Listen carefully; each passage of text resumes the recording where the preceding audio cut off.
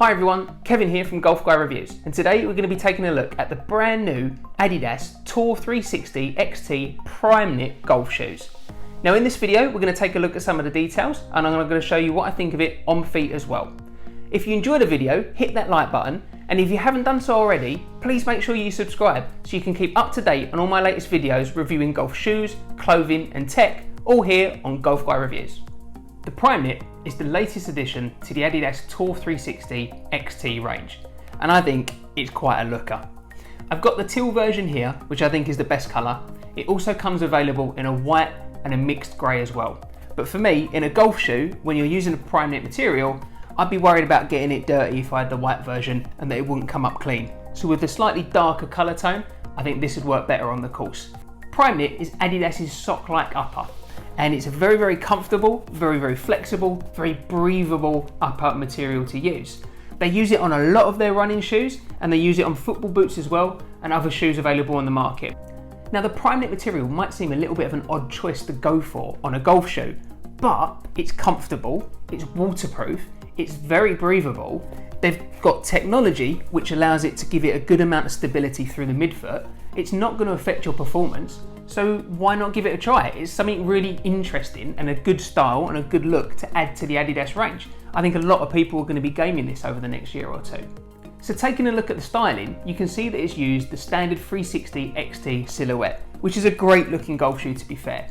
You see it worn a lot on tour from the professional players, and you see it a hell of a lot out on the golf course as well. It's one of Adidas's most popular golf shoes, and you can see why when it looks as good as this.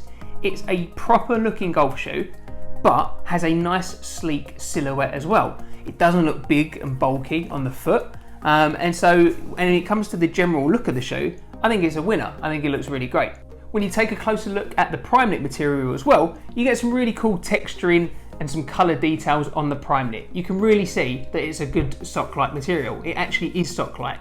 When you look nice and close to it, you can see the weave and the pattern that they've used on the material. So again, that can only add to the styling. And in this colourway, with the blues and the blacks and the green showing through at the bottom and the white of the boost, I think it looks great. Another styling change that's different on the Primeknit compared to the standard 360 XT is the collar around the ankle. So instead of having a leather padded ankle, you've got the Primeknit material, which is nice and stretchy, which has allowed you to easily get your foot in the shoe. It stretches nice and wide, you can get a nice comfortable fit. And you'll see later when I show you what it looks like on, that it gets a good fit and secure fit around the ankle. But there's a slightly different look on a golf shoe compared to what you'd normally see with a leather shoe. But for me, again, I think it works with the shoe and the styling looks great. So moving on to fit, the first thing I'd want to say is that it does seem to run a little bit small. So I would definitely recommend ordering at least a half size, maybe even a full size up. And if you can, make sure you give it a try before you commit to purchasing the shoe, because it does run a little bit smaller than other shoes that I've worn in the past. And I definitely need to get a bigger size if I was going to permanently game this shoe. With the Primeknit upper, what you get is a very comfortable, flexible and breathable fit. So this is going to feel like quite a close fitting shoe on the foot, sock-like, that's what it's designed for after all.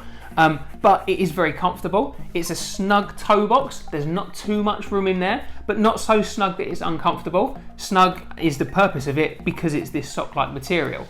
But again, I definitely recommend ordering at least a half a size up. You've also got the 360 wrap technology in this shoe, which they've been using for years at Adidas.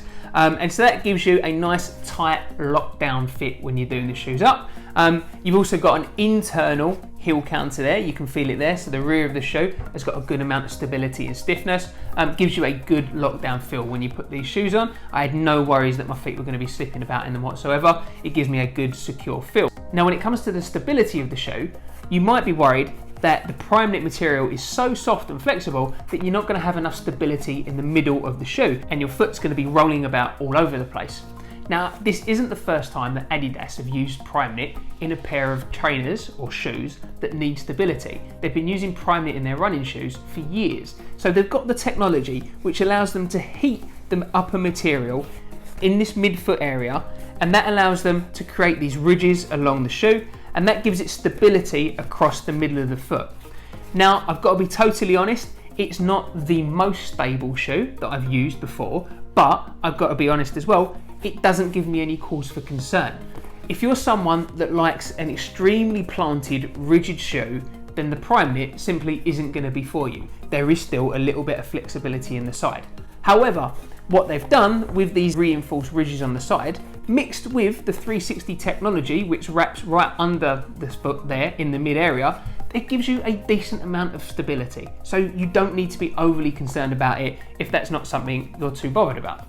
Now, Adidas have used a single sock-like construction for the whole shoe, and that includes the tongue. So on the tongue area, if you're someone that does their shoes up really tight across the foot, you're going to feel that across the top of your foot because there's no padding whatsoever on this tongue. Well, I suppose it isn't a tongue really, it's just part of the sock-like upper.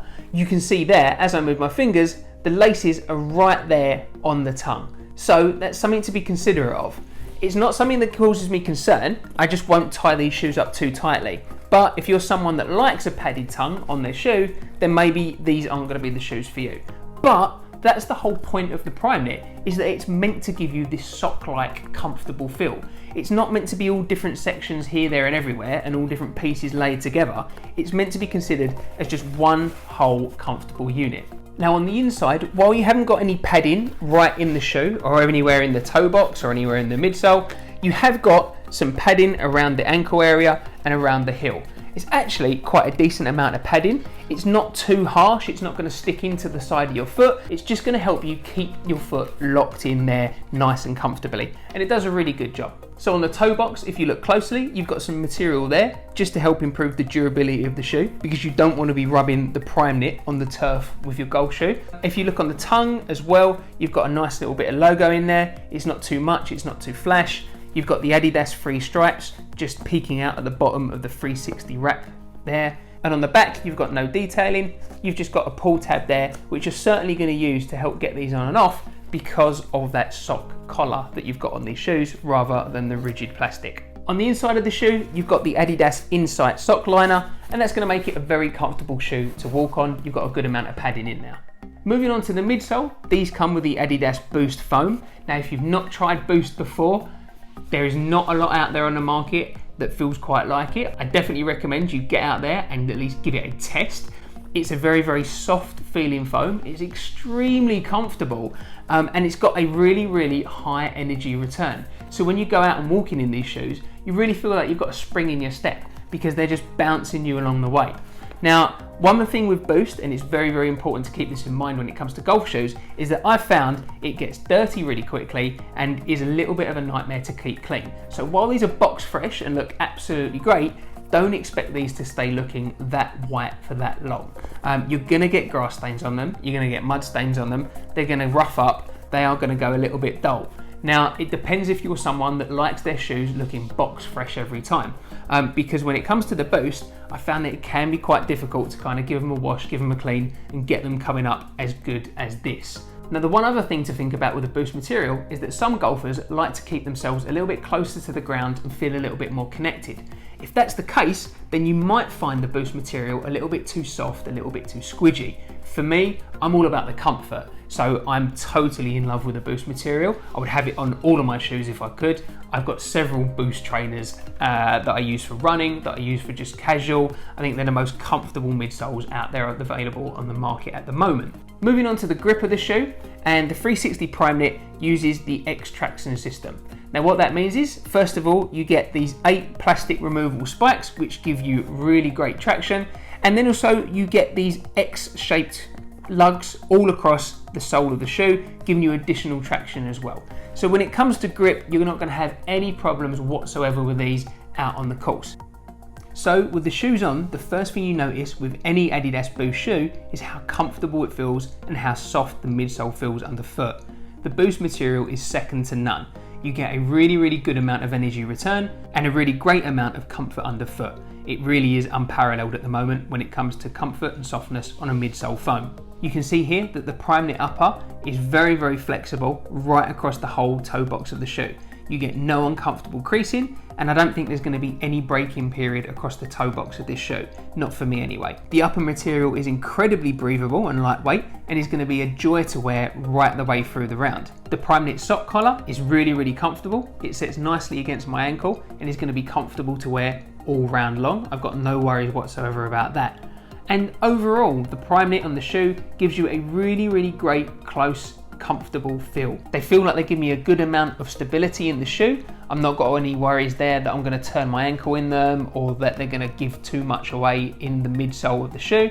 They're going to look great, they're going to look really different, they're going to be incredibly lightweight and breathable, as well as waterproof as well, don't forget about that. Now, when it comes to the waterproofness, Adidas are giving a 1-year guarantee. For me, I'm never going to wear these in a full-blown storm. I just don't think they're going to hold up in a torrential downpour. I'm going to be wearing proper leather shoes for that. But if there's dew on the ground, if there's a bit of a shower, then they've got water-resistant technology there. Your feet are going to stay nice and dry in that kind of condition, so there's no worries about that there. The launch price in the UK has been between £150 to £170, so that is a top-end premium golf shoe. But you're getting top-end premium products within the shoe. You've got the Boost technology, you've got the Primeknit upper, you've got the X-Traction system. Now, if you're in the market for one of the latest top-of-the-range golf shoes that's lightweight, breathable, comfortable, and looks a little bit different, then this could be the shoe for you. So you should definitely go and check it out. Now, I really hope you've enjoyed my review, and hit that like button if you have. And please subscribe to my channel so you can keep up to date on my latest videos where I review golf shoes, clothing and tech, all here on Golf Guy Reviews.